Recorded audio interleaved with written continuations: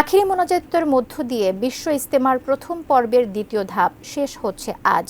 টঙ্গী বিশ্ব ইজতেমা ময়দান থেকে জানিয়েছেন প্রতিনিধি মাজহারুল ইসলাম মাসুম।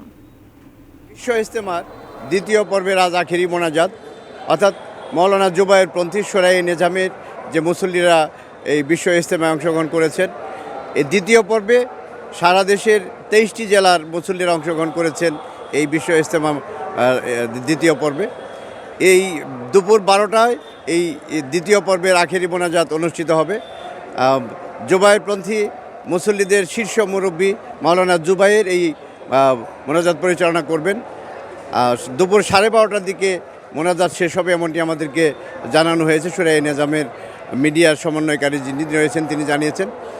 গাজীপুর মেট্রোপলিটন পুলিশ জানিয়েছেন যে কড়া নিরাপত্তার মধ্যে এবং শান্তিপূর্ণভাবে এবার ইজতেমা অনুষ্ঠিত হয়ে গেছে প্রথম পর্ব, এবং দ্বিতীয় পর্বও তারা আশা করছেন যে শেষ মুহূর্ত পর্যন্ত শান্তিপূর্ণভাবেই পালিত হবে।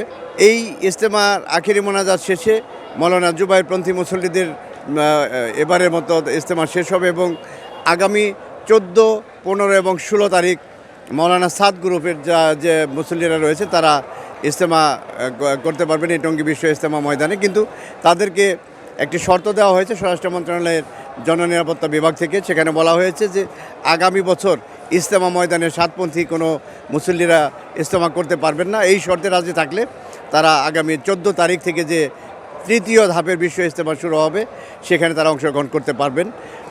এই নির্দেশনার প্রেক্ষিতে মৌলানা সাদ গ্রুপের মুসল্লিরা সম্মতি জ্ঞাপন করেছেন এবং তারা 14, 15 এবং 16 তারিখ আখেরি মোনাজাতের মধ্য দিয়ে এবারের মতো বিশ্ব ইজতেমার সমাপ্তি ঘটবে। এই ছিল আমার কাছে টঙ্গী বিশ্ব ইজতেমা ময়দানে আজ আখেরি মোনাজাত অনুষ্ঠিত হবে দ্বিতীয় পর্বের, এবং তৃতীয় পর্ব যা আগামী 14 তারিখ শুরু হবে তার সর্বশেষ তথ্য।